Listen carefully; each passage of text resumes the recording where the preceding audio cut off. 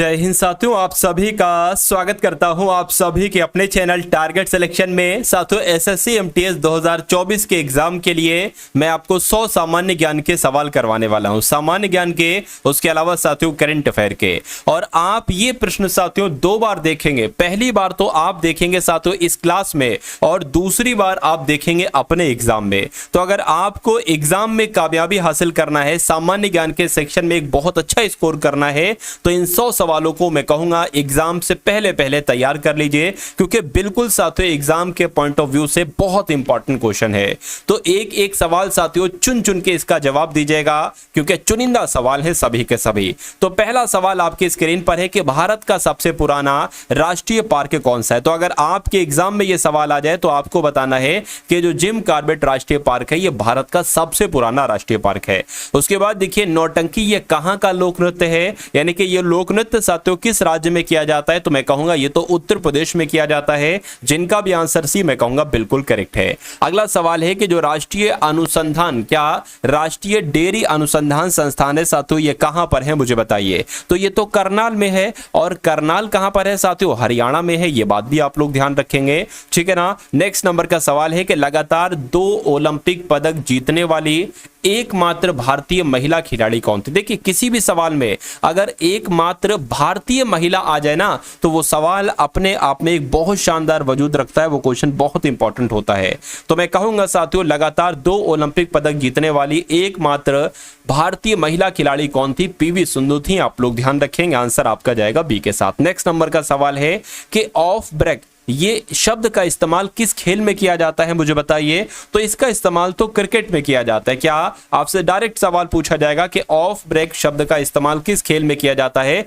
तो क्रिकेट के खेल में किया जाता है। अंतरराष्ट्रीय पृथ्वी दिवस साथियों कब मनाया जाता है मुझे बताइए। तो ये तो 22 अप्रैल को मनाया जाता है। कौन सा दिवस, अंतरराष्ट्रीय पृथ्वी दिवस की अगर बात करते हैं तो यह कब मनाया जाता है, 22 अप्रैल को। अगला सवाल देखिए कि विश्व जल संरक्षण दिवस कब मनाया जाता है। ये दोनों सवाल पूछे गए हैं, और एक बार 10 बार साथियों पूछे गए हैं। तो इस बार भी आपसे पूछा जा सकता है कि विश्व जल संरक्षण दिवस कब मनाया जाता है, तो 22 मार्च को मनाया जाता है। उसके बाद देखिए किस शासक ने बौद्धों के विश्वविद्यालय की स्थापना के लिए विख्यात विक्रमशिला विश्वविद्यालय की स्थापना करवाई थी। यानी कि आपसे पूछा जा रहा है किस शासक ने बौद्धों के लिए विक्रमशिला विश्वविद्यालय की स्थापना करवाई थी। यहां पर विश्वविद्यालय लिखा होगा, क्या यहां पर विश्वविद्यालय लिखा है। तो विक्रमशिला विश्वविद्यालय की स्थापना तो किसके द्वारा करवाई गई थी, धर्मपाल के द्वारा विक्रमशिला विश्वविद्यालय की स्थापना करवाई गई थी। साथियों मैं आप सभी लोगों से रिक्वेस्ट करूंगा कि आप सभी लोग इस वीडियो को लाइक कर दीजिए, क्योंकि आपका एक लाइक हमको बहुत मोटिवेट करता है, और हम अगली वीडियो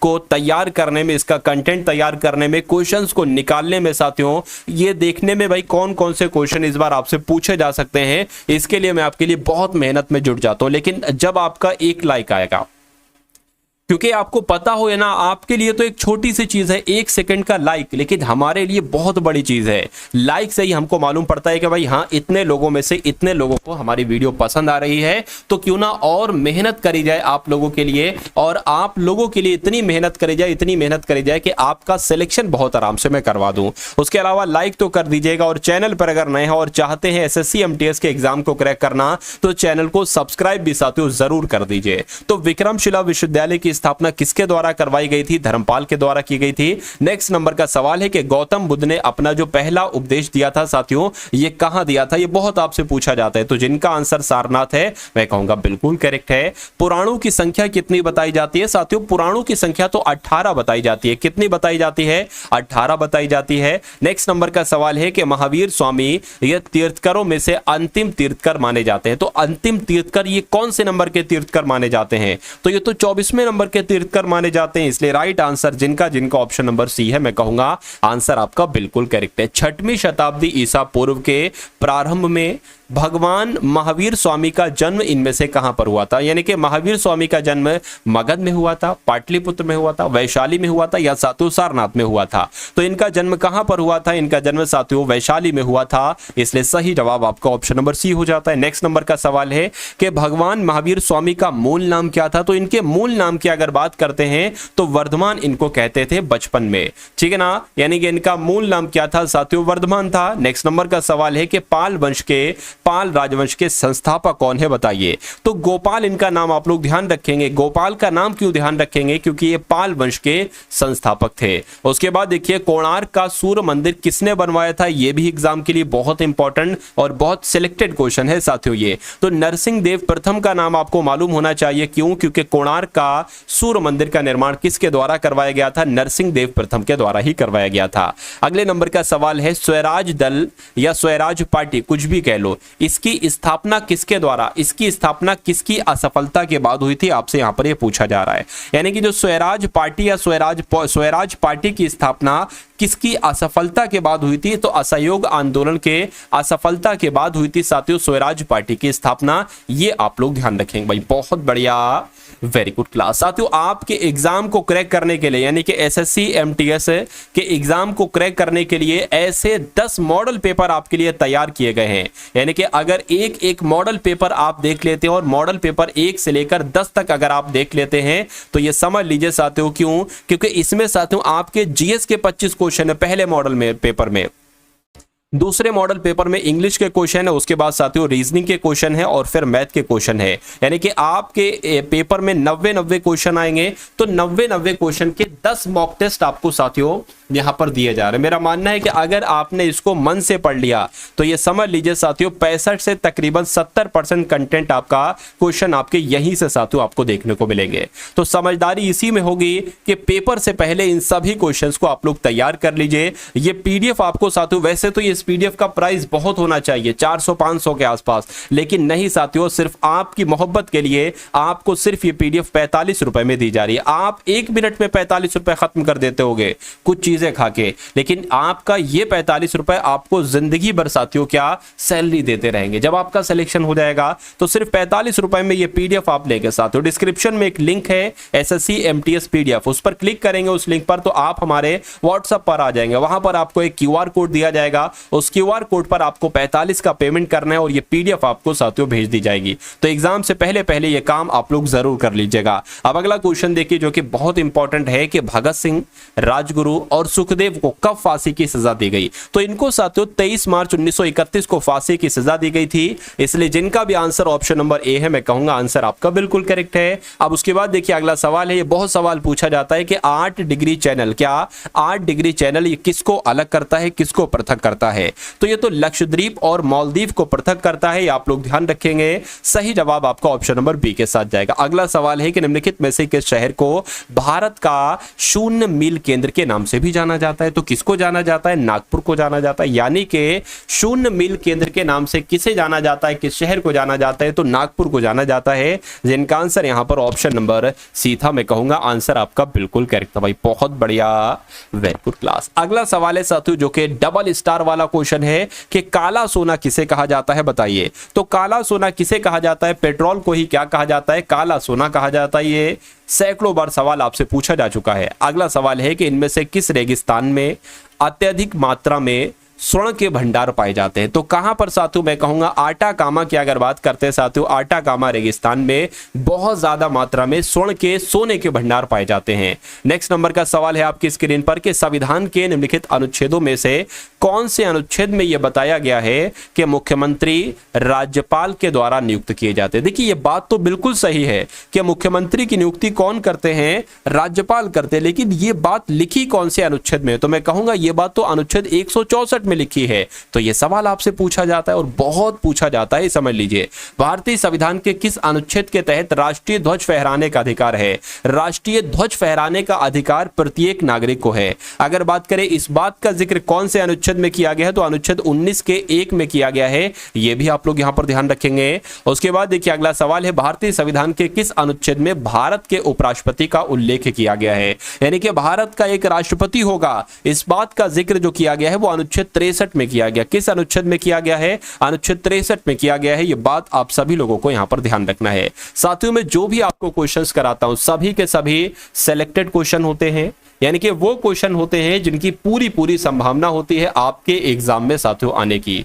तो मैं कहता हूं मैं आपको बहुत मेहनत से पढ़ाता हूं, लेकिन आप एक तरीके से साथियों मेहनत से पढ़ाई नहीं कर रहे हैं, क्योंकि साथियों जो भी एसएससी एमटीएस के लिए क्लास आती है आप उन सभी क्लासेस को लिया करिए, चाहे वो जीएस की क्लासेस हो, चाहे वो फुल मॉक टेस्ट की क्लासेस हो। और फुल मॉक टेस्ट की क्लासेस तो आपके लिए बहुत इंपॉर्टेंट होती है, क्योंकि आपको उसमें चारों विषयों का रिवीजन हो जाता है, चारों विषयों का निचोड़ मैं आपको साथियों वहां पर पढ़ाता हूं। तो एग्जाम तक अगर उस क्लास को और जीएस वाली डेली वाली इस क्लास को अगर आप देख लेते हैं तो मेरा मानना है कि एग्जामिनर की वो औकात नहीं वो जो आपको पछाड़ पाए, या किसी स्टूडेंट की वो औकात नहीं जो आपको पछाड़ दे।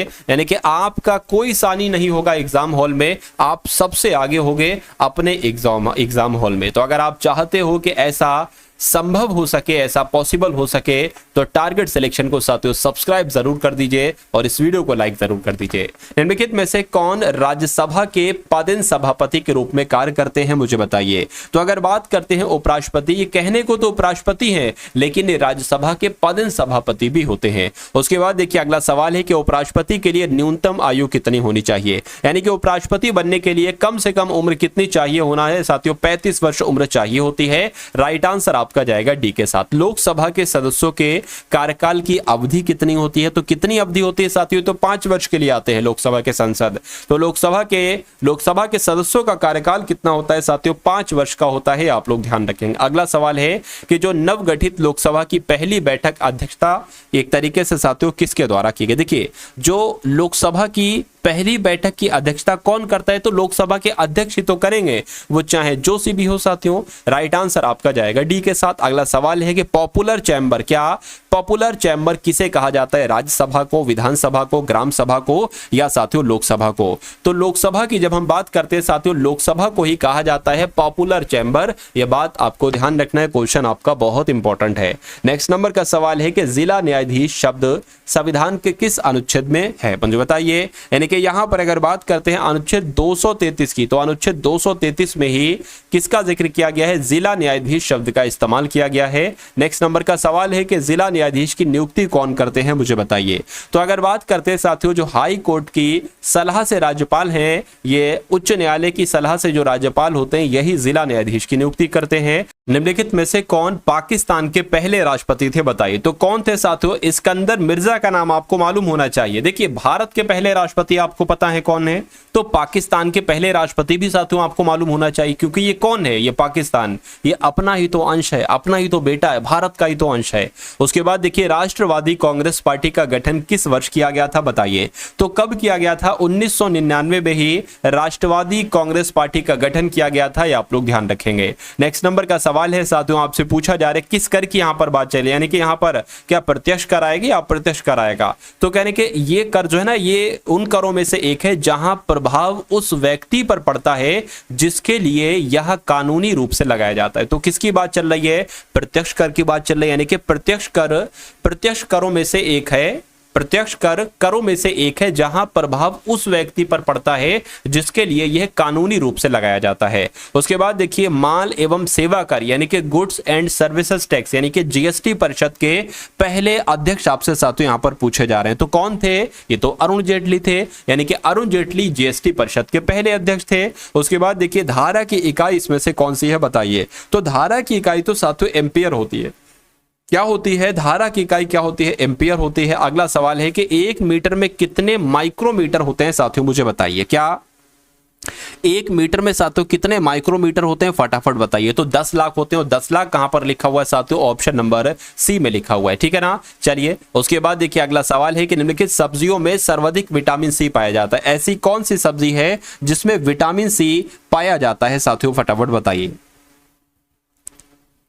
तो अगर बात करें मूली में तो नहीं पाया जाता है, मटर में भी नहीं पाया जाता है, कुम्हाड़े में भी नहीं पाया जाता है, मिर्च में जो होता है वो कहीं ना कहीं विटामिन सी साथियों पाया जाता है। उसके बाद देखिए अगला सवाल है घाव भरने के लिए निम्नलिखित विटामिनों में से कौन सा विटामिन सहायक है, बताइए। तो घाव भरने के लिए साथियों कौन सा विटामिन लेना चाहिए, विटामिन सी लेना चाहिए साथियों, ठीक है ना।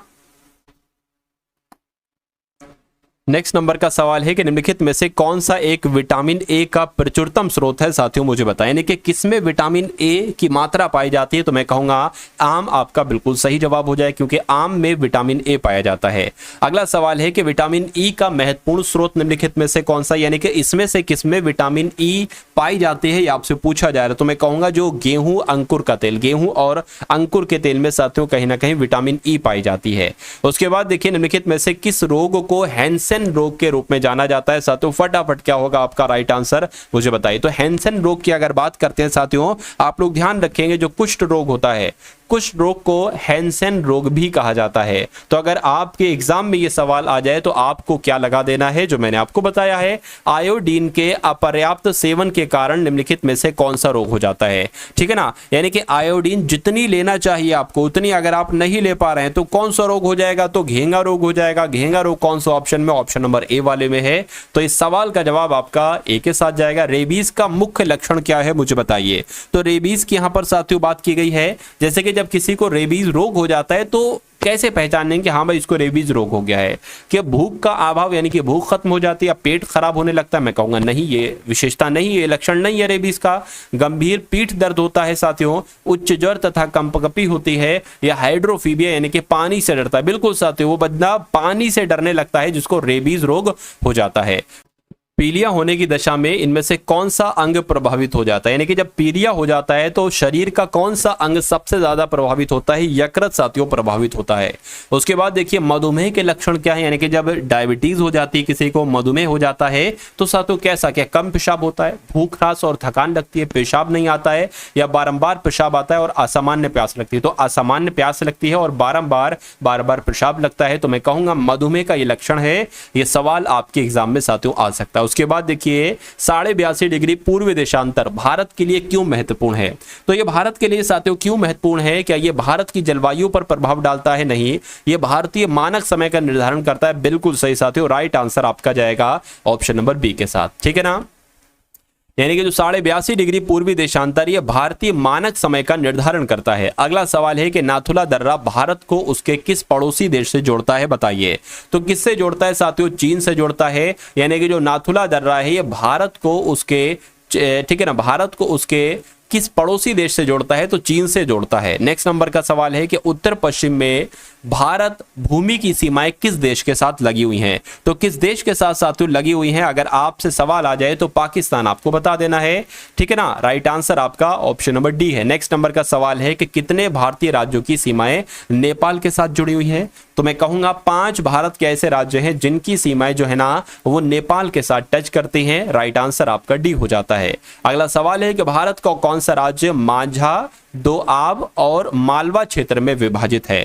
तो किसकी बात चल रही है साथियों, पंजाब की बात चल रही है। आप लोग ध्यान रखेंगे कि भारत का जो पंजाब है ना साथियों, माझा, दोआब और मालवा क्षेत्रों में विभाजित है। उसके बाद देखिए अगला सवाल है कि मैकमोहन रेखा सीमा रेखा बनाते हैं, यानी कि मैकमोहन रेखा किन दो देशों के बीच है। तो मैं कहूंगा भारत और चीन के बीच है क्या, मैं कहूंगा बिल्कुल सही साथियों, मैकमोहन रेखा भारत और चीन के बीच ही है। उसके बाद देखिए भारत में कितने राज्यों या कितने संघ राज्य क्षेत्रों की 2 से अधिक अंतरराष्ट्रीय सीमाएं हैं। तो किसकी बात चल रही है साथियों, आपका राइट आंसर 4 यहां पर हो जाएगा। ठीक है ना, उसके बाद देखिए नेक्स्ट नंबर का सवाल है कि मूसी नदी निम्नलिखित में से किस नदी की सहायक नदी है, बताइए। तो अगर मूसी नदी की बात करते हैं यहां पर, ठीक है ना, मूसी नदी की अगर बात करें तो ये तो साथियों कृष्णा नदी की सहायक नदी है। किसकी, ये कृष्णा नदी की सहायक नदी है मूसी नदी। उसके बाद देखिए नेक्स्ट नंबर का सवाल है कि ताप्ती नदी का उद्गम स्थल कहां है, बताइए। तो ताप्ती नदी का उद्गम स्थल कहां पर है, तो सतपुड़ा में है। ये भी आप लोग ध्यान रखेंगे, काफी इंपॉर्टेंट क्वेश्चन है,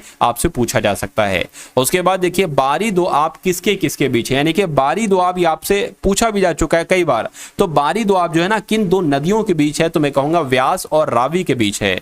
क्या व्यास नदी और रावी नदी के बीच साथियों कौन सा दोआब है, तो बारी दोआब है। उसके बाद देखिए निम्नलिखित में से किस नदी को व्याथ कहा जाता है, क्या कहा जाता है साथियों, यानी कि कौन सी नदी को व्याथ कहा जाता है। तो मैं कह सकता हूं झेलम नदी को क्या कहा जाता है, व्याथ कहा जाता है। राइट आंसर आपका ऑप्शन नंबर ए हो जाता है। उसके बाद देखिए निम्नलिखित में से कौन सी नदियां पश्चिमी दिशा की ओर बहती हैं और अरब सागर में मिलती हैं, बताइए। तो किसकी बात चल रही है साथियों, नर्मदा और ताप्ती की बात चल रही है, यानी कि नर्मदा और ताप्ती ये 2 नदियां ये नदियां पश्चिम की दिशा की ओर बहती हैं और अरब सागर में मिलती हैं जाकर। अगला सवाल देखिए, उत्तर प्रदेश में जो त्रिवेणी संगम है इसमें इनमें से कौन सी नदियां मिलती हैं? तो अगर बात करते हैं साथियों, देखिए आप सभी को मालूम होना चाहिए गंगा यमुना सरस्वती मिलती है। तो आपका सही जवाब क्या होगा? ऑप्शन नंबर ए के साथ जाएगा। यानी कि जो यूपी में त्रिवेणी संगम है इसमें कौन सी नदियां मिलती हैं? गंगा, यमुना और सरस्वती। उसके बाद देखिए, किस भारतीय राज्य में हेमेटाइट के सबसे ज्यादा भंडार हैं? बताइए। तो अगर बात करते हैं यहां पर ओडिशा की, तो आप लोग ध्यान रखेंगे ओडिशा में हेमेटाइट के सर्वाधिक भंडार हैं। उसके बाद देखिए, भारत के किस राज्य में जिप्सम और चांदी के अयस्क का एक बड़ा हिस्सा है? बताइए। तो यहां पर अगर बात करें साथियों, आप लोग ध्यान रखेंगे राजस्थान की बात चल रही है, यानी कि भारत के राजस्थान में ही जिप्सम का और चांदी के अयस्क का एक बड़ा हिस्सा है। अगला सवाल देखिए, दिए गए विकल्पों में से विश्व का सबसे बड़ा अभ्रक भंडार किस देश में है? बताइए। तो अगर बात करते हैं यहां पर साथियों अभ्रक की, किसकी साथियों? अभ्रक की। तो अभ्रक की अगर बात करें, यानी कि अभ्रक में सबसे ज्यादा भंडार, अभ्रक के मामले में सबसे ज्यादा भंडार किस देश में आपसे पूछा जा रहा है? तो क्या होगा साथियों यहां पर आपका सही जवाब? आप लोग ध्यान रखेंगे साथियों, देखिए पहले आपका भारत था, लेकिन अब जो है ना साथियों, अब ये साथियों चीन है। तो अब अगर सवाल आपसे पूछा जाता है तो चीन आप लोग यहां पर ध्यान रखेंगे। उसके बाद देखिए, इनमें से कौन सा राज्य बॉक्साइट का सबसे बड़ा उत्पादक है? मुझे बताइए। यानी कि फटाफट साथियों बता दीजिए कि आपका राइट आंसर यहां पर किस ऑप्शन के साथ जाएगा? बताइए। साथियों वीडियो को अगर लाइक नहीं किया तो वीडियो को लाइक कर दीजिए। बॉक्साइट का सबसे बड़ा उत्पादक राज्य कौन सा है? चलिए, तो जिनका भी आंसर साथियों यहां पर ओडिशा है, मैं कहूंगा आंसर आपका बिल्कुल करेक्ट है। भारत दुनिया में सबसे अधिक जनसंख्या वाला, तो अब तो साथियों क्या आपका राइट आंसर किस देश, किस नंबर के साथ जाएगा? पहले नंबर के साथ जाएगा, ठीक है ना। तो भारत में अब सबसे ज्यादा साथियों आबादी वाला ये देश बन गया अपना भारत पूरी दुनिया में। तो जिनका आंसर यहां पर ऑप्शन नंबर डी है, मैं कहूंगा आंसर आपका बिल्कुल करेक्ट है। अगला सवाल है आपके स्क्रीन पर कि 2011 की जनगणना के अनुसार भारत में गरीबी रेखा यानी कि बीपीएल के नीचे का प्रतिशत क्या है? तो बीपीएल की अगर बात करते हैं साथियों, गरीबी की रेखा के नीचे का प्रतिशत क्या है? तो 22% है। ये आप लोग ध्यान रखेंगे। यानी कि 2011 की जनगणना के हिसाब से भारत में गरीबी की रेखा के नीचे कितने प्रतिशत लोग थे? तो 22% लोग थे। अगला सवाल है कि वर्तमान जनगणना के अनुसार किस भारतीय राज्य का लिंग अनुपात उच्चतम था? यानी कि सबसे ज्यादा लिंग अनुपात साथियों किस राज्य का था? तो केरल का था। आंसर आपका जाएगा बी के साथ। उसके बाद देखिए, अगला सवाल है कि 2011 की जनगणना के अनुसार उत्तर प्रदेश में 10 लाखी नगरों की संख्या कितनी थी? यानी कि एक ऐसा आपको बताना है, मतलब एक उत्तर प्रदेश में एक इतने जनपद आपको बताना है कि जिसकी जनसंख्या 10 लाख से ऊपर थी। ये आपसे यहां पर पूछा जा रहा है। तो मैं कहूंगा 7 ऐसे शहर थे जिनकी जनसंख्या साथियों उत्तर प्रदेश में 10 लाख से ऊपर थी। अगला सवाल देखिए, किसी देश के प्रति शुद्ध कृषि क्षेत्र की कुल जनसंख्या उसके शारीरिक घनत्व को दर्शाती है, या जनसंख्या घनत्व को दर्शाती है, या कृषि को, या पशुधन को? तो मैं कहूंगा शारीरिक घनत्व को दर्शाती है। राइट आंसर आपका जाएगा ऑप्शन नंबर ए के साथ। चलिए भाई, अगला सवाल देखिए आपके स्क्रीन पर है। आपसे पूछा जा रहा है कि 2011 की जनगणना के अनुसार निम्नलिखित में से कौन सा राज्य भारत का सबसे कम शहरीकृत राज्य था? तो किसकी बात चल रही है साथियों? हिमाचल प्रदेश की बात चल रही है। यह आपका बिल्कुल सही जवाब हो जाएगा। उसके बाद देखिए कि निम्नलिखित में से कौन सा धातु पृथ्वी की भूपर्पटी में सबसे प्रचुर मात्रा में पाया जाता है? तो मैं कहूंगा एल्यूमिनियम जो है ना, यह सबसे प्रचुर मात्रा में पाया जाता है पृथ्वी की भूपर्पटी में। अगले नंबर का सवाल है कि पृथ्वी का औसत तापमान लगभग कितना होता है? बताइए। तो पृथ्वी का औसत तापमान 14 डिग्री सेल्सियस होता है। कितना होता है पृथ्वी का तापमान औसत? तो 14 डिग्री सेल्सियस होता है। किसी वस्तु का अधिकतम भार किस स्थिति में होगा? तो साथियों ये किसी वस्तु का अधिकतम भार भूमध्य रेखा पर होगा अधिकतम, या पृथ्वी की सतह पर अधिकतम होगा, पृथ्वी के केंद्र पर, या पृथ्वी के ध्रुवों पर? तो साथियों किसी वस्तु का अधिकतम भार जो होगा वो पृथ्वी के ध्रुवों पर होगा। ये आप लोग ध्यान रखेंगे। पृथ्वी के कोर यानी कि पृथ्वी का जो केंद्रीय भाग है, इसको और किस नाम से जाना जाता है? तो इसको साथियों क्या कहा जाता है? आप लोग ध्यान रखेंगे। इसको एक तरीके से क्या कहा जाता है? गुरुमंडल भी कहा जाता है, यानी कि बैरिस्फीयर भी इसको कहा जाता है। पृथ्वी की सबसे पतली परत है तो मेंटल है, आउट कोर है या इनर कोर है या साथियों क्रस्ट है? तो मैं कहूंगा जो क्रस्ट है ना, ये पृथ्वी की सबसे पतली परत है। आंसर आपका जाएगा ऑप्शन नंबर सी के साथ। अगला सवाल है कि अधिकांश भूपर्पटी किस शैल से बनी होती हैं? तो अगर आपके एग्जाम में ये सवाल आ जाए तो आपको बताना है कि जो अधिकांश भूपर्पटी है ये साथियों आग्नेय शैल से बनी होती है। किस शैल से बनी होती है? आग्नेय शैल से बनी होती है। अगला सवाल है किसके गुरुत्वाकर्षण के कारण ज्वार भाटा आता है? ये क्वेश्चन आपसे सैकड़ों बार पूछा जा चुका है, तो इस क्वेश्चन का राइट आंसर मुझे बताइए। पृथ्वी का चंद्रमा पर या पृथ्वी का सूर्य? मैं कहूंगा साथियों पृथ्वी पर सूर्य और चंद्रमा का क्या, किसके गुरुत्वाकर्षण से? तो पृथ्वी पर सूर्य और चंद्रमा के गुरुत्वाकर्षण की वजह से ज्वार भाटा आता है। ये आप लोग ध्यान रखेंगे। राइट आंसर आपका जाएगा सी के साथ। चलिए भाई, उसके बाद देखिए अगला सवाल है कि पृथ्वी के स्थल पृष्ठ का कितना भाग रेगिस्तान है? तो कितना भाग साथियों? 5वां भाग रेगिस्तान है। ये आप लोग ध्यान रखेंगे। उसके बाद देखिए कि आपसे पूछा जा रहा है साथियों मोहो रोविकिक यानी कि मोहो असातत्य अलग करता है, तो किसको किसको साथियों अलग करता है? परपटी और मेंटल को अलग करता है। ये आप लोग ध्यान रखेंगे। नेक्स्ट नंबर का सवाल है कि भारतीय संविधान के निम्नलिखित में से किस अनुच्छेद में लिखा है कि भारत अर्थात इंडिया ये राज्यों का संघ है? यानी कि ऐसा किस अनुच्छेद में लिखा है? तो मैं कहूंगा ऐसा तो अनुच्छेद 1 में लिखा हुआ है। तो आपको अनुच्छेद 1 ये बहुत अच्छी तरीके से याद होना चाहिए कि आखिर अनुच्छेद 1 में लिखा क्या है। तो क्या लिखा है साथियों कि भारत अर्थात इंडिया ये राज्यों का संघ है। उसके बाद देखिए भारतीय संविधान का कौन सा भाग संघ और उसके क्षेत्र के बारे में बताता है? तो क्या आपसे पूछा जा रहा है, देखिए अनुच्छेद 1 आपने देखा, भाग 1 भी आप लोग देख लीजिए कि भाग 1 में क्या लिखा हुआ है? तो संघ और उसके क्षेत्र के बारे में लिखा हुआ है। किस भाग में? तो भाग 1 में। नेक्स्ट नंबर का सवाल है कि भारत के संविधान का कौन सा अनुच्छेद भारत में नए राज्य के गठन के लिए दिया गया है? तो कौन सा अनुच्छेद दिया गया है साथियों? मैं कहूंगा अनुच्छेद 3 की अगर बात करें तो अनुच्छेद 3 किसके लिए दिया गया? भारत में नए राज्यों के गठन के लिए दिया गया है। आपको मालूम होना चाहिए। उसके बाद देखिए भारतीय संविधान के केंद्र शासित प्रदेशों से निम्नलिखित में से कौन सा भाग संबंधित है? तो कौन सा भाग संबंधित है साथियों? भाग 8 संबंधित है। ये आपका क्या होगा साथियों? ये आपका बिल्कुल करेक्ट आंसर हो जाएगा। ठीक है ना। नेक्स्ट नंबर का सवाल है कि भारत के संविधान का कौन सा भाग कल्याणकारी राज्य के आदर्श की घोषणा करता है? तो क्या आपका साथियों यहां पर राइट आंसर हो सकता है? तो जो राज्य के नीति निर्देशक तत्व है ना, यही तो साथियों कल्याणकारी राज्य के आदर्श की घोषणा करते हैं। सही जवाब जिनका ऑप्शन नंबर ए है। मैं कहूंगा आंसर आपका बिल्कुल करेक्ट है। उसके बाद देखिए अगला सवाल है, आपकी स्क्रीन पर बता दीजिए कि संविधान के किस भाग में संघीय न्यायपालिका है? बताइए। तो भारत के किस भाग की बात चल रही है साथियों? भाग 5 की बात चल रही है। यानी कि संविधान के 5 भाग में संघीय न्यायपालिका है।